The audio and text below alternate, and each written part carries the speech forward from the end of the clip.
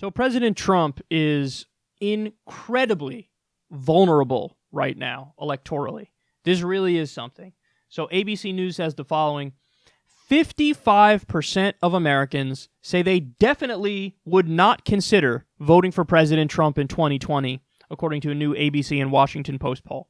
55%, I'll repeat that, would not consider voting for Trump.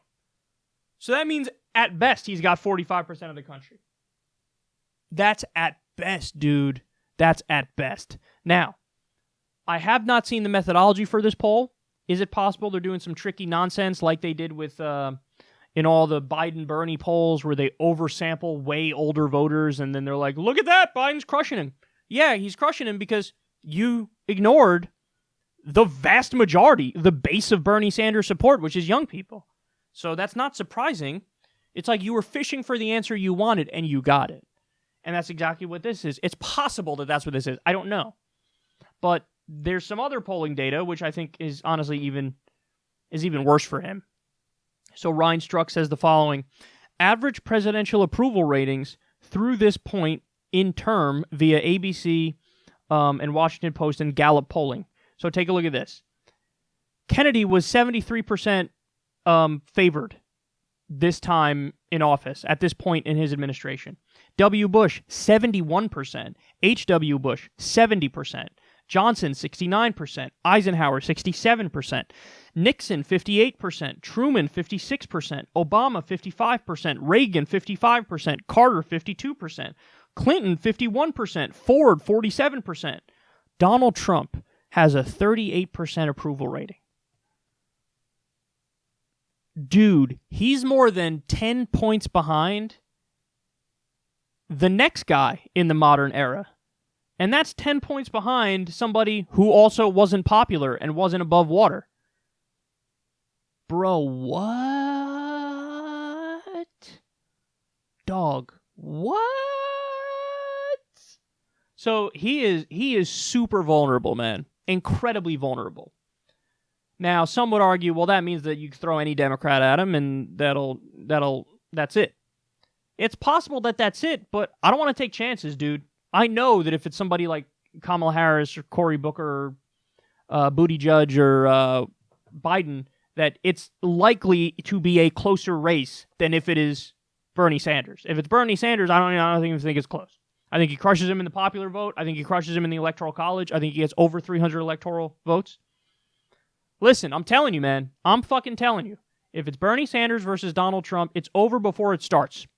I don't even care. You know, people say, well, what about the economy? I don't even think that. Even if the economy is still booming, I still think Bernie Sanders beats Donald Trump. So why not go with the safe thing? Why not go with the thing that we know will win? However, having said that, as of right now, he's literally vulnerable against all the candidates. But I think the problem is when you actually get to debating and when you actually get to campaigning, Trump is so underrated in those ways. I think he's actually a very good debater and his tactics work, even though he's a dumbass. And I think he's an even better campaigner because he loves doing these rallies. He lives for those rallies and those rally goers live for him. Now that's a shrinking segment of society, but at a certain number, they just won't abandon him. We're getting close to that bottom right now, by the way. If he has a 38% approval rating, maybe it's 35% of the country that would never abandon him under any circumstance. But I think he's good at those things, and I think many of the centrist Democrats are bad at those things. So, and also, I genuinely believe that if Democrats go down the path of impeachment, his numbers bounce back up. I really believe that. Because if they go down the path of impeachment, all the fence sitters are forced to pick a side. And I think that the default setting is just wait to the next election. Just wait to the next election because there's no evidence of collusion in the Mueller report. You can say he obstructed, but then the question arises, it's obstruction, but he's obstructing when there was no original crime of collusion, so it's not as bad as obstruction if there was collusion. So it's like, what are we doing here? And I think a lot of independents in that circumstance more side with Trump. And also there's historical reasons to believe actual impeachment would help Trump because that's what happened with Bill Clinton. They went after Bill Clinton. They went to impeach him, and his approval rating shot up because people kind of went, kind of fuck off. Like, no. So he lied about a blowjob. He perjured himself under oath. And people were just like, yeah, don't really care. He lied about a question that shouldn't have been asked in the first place, so get over it and move on. I think that the reaction would be similar if the Democrats went to impeach over obstruction. I think the reaction would be like, well, I mean, if he obstructed, but there was no collusion, no evidence of collusion, kind of fuck off and let's just get to the next election. So that's my guess. We'll see what happens. It looks like the Democrats are not going to go down the path of impeachment, which I actually think is a good thing. It sucks all the air out of the room and takes, the focus away from the things we should be talking about, which are plethora of things. Emoluments clause, Yemen, Medicare for all, living wage, all the policy issues.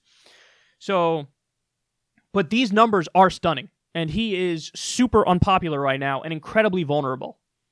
All the more reason to get Bernie to that general election so that we can all watch the beauty unfold in front of us.